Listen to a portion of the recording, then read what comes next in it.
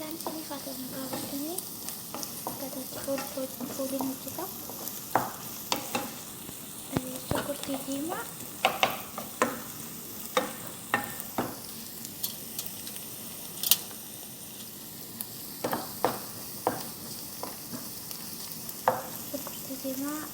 olive oil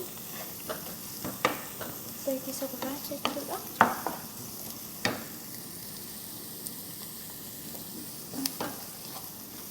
Shunkurtii erga kanaatti bisheeffannee booda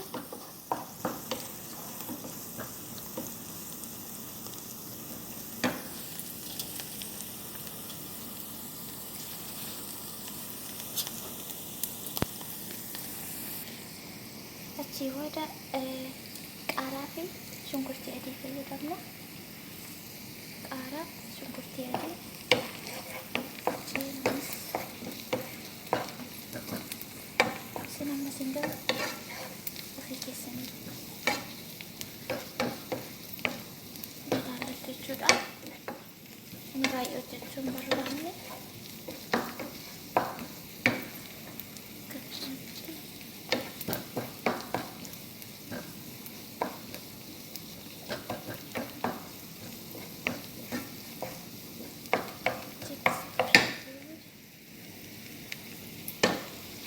Shunkurtii diimaa, shunkurtii adii, qaaraa,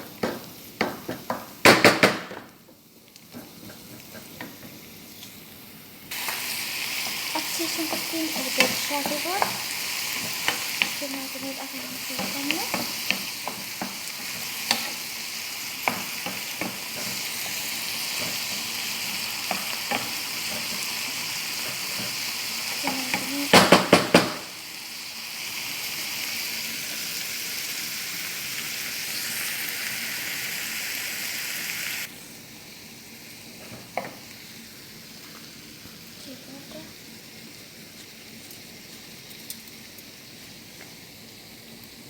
So good.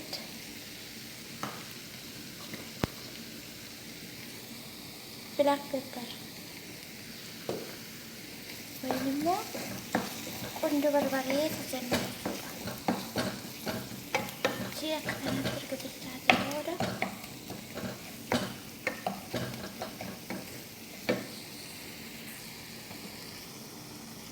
kun akkasitti bishaan isaa keessaa dhangalaasee jira.